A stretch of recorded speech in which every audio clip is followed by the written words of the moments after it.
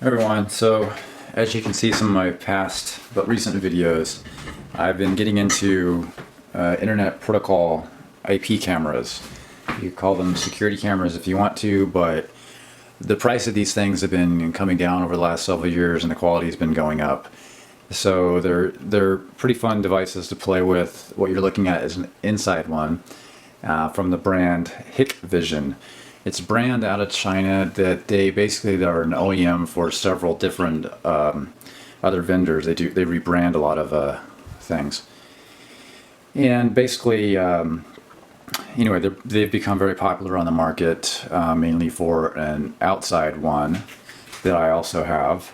But this inside one is the Hikvision DS-2CD2432F-IW.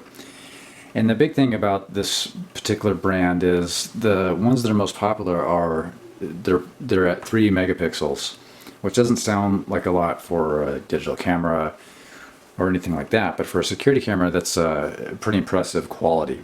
It's basically, it has the ability to do more than 1080p, so full HD.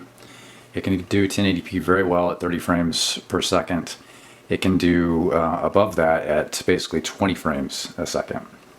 You get into a cropping factor that looks a bit odd, but it can be pretty fun.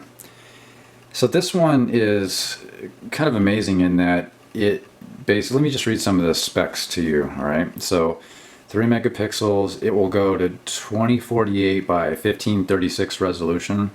It encodes in H.264 MPEG. It has infrared up to 10 meters. It has a built-in microphone and speaker, which is very rare for these types of cameras at this price point. It can hold an SD card up to 64 gigabytes in there. That's not something I'm using, but it's capable of doing that. It works by Wi-Fi or a cord. I mean, I have it plugged in to a network cord because the network cord also sends it power, so PoE. And if you have the ability to do that, it's going to offer more stable connection, a faster connection, and again have one wire for both the data and the power. If you use wireless, the wireless will work well enough, but you still need a cord for the power. So for me, it was easy enough to plug it in anyways. This camera comes in a variety of different lens configurations. So what you're looking at is a 4mm one, which is kind of it's fairly wide angle. You can also get it in a 2.8, which is even more wide. It's 1.8 pounds. Well, those are the specs basically. Depending on where you buy it, there's not very many places you can get this for a great price yet. All the time. Some of the vendors, they pop up and it is a good price, but it's not as widely found as some of the other brands.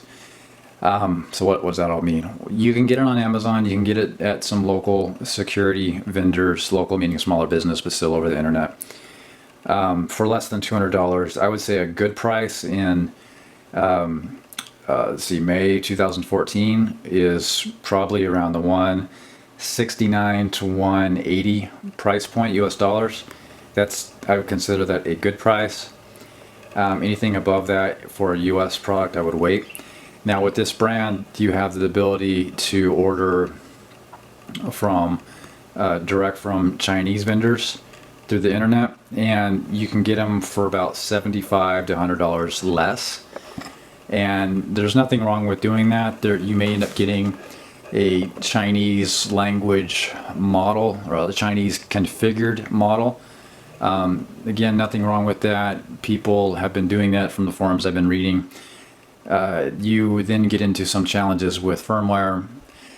It seems as though people are working through that okay, but for me, at this point, the price difference is not high enough to warrant the extra tooling around with the firmware and getting it to work and having a stable camera. So for right now, it's not a perfect I would say that the outdoor version off the Chinese website is coming down in price very fast, a solid $100 off, so that's something to think about too.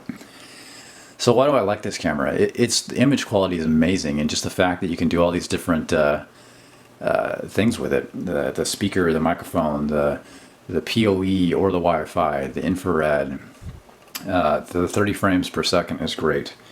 I hooked this up to a Blue Iris desktop computer program, and very, very happy with it. Very stable. Couldn't be more happy with this thing. It's very light. I have it attached to the ceiling with Velcro of all things. I don't like to drill a lot of holes. I don't like to damage the walls for a lot of different reasons. But yeah, it's light enough that it's only being held up by some industrial Velcro. If there's any negatives about this camera, I would say that the lights that you see on there that are blinking, you have a solid blue one and you have a little orangish yellow one that's flickering constantly. That can be annoying to people. I have another one in another area, and you know, it's distracting. So you can put, all it is you can put black electrical tape over those things, whatever you can find, a sticker, and that solves the problem. But it is a bit annoying. At night when the, let's see if I can just show you here. At night or when it's darker, you'll see the infrared light come on. Shut off the lights here, see if it comes on.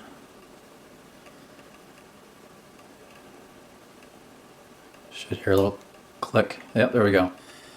Okay, so we got the infrared light on, and you can see it still recording.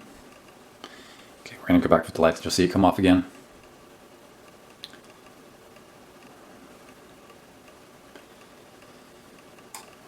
Okay, a little click. All right, so we're back. Let me show you one other thing. Hold on. So I'm going to let you listen to the speaker. There's going to be an echo in here just because of the way I have things configured right now. But here it goes. Test, test, test. Can you hear me? All right, all right. So just I have the software going on the computer next to me, so it's going to create that echo. But is surprisingly loud and clear and kind of fun to play with.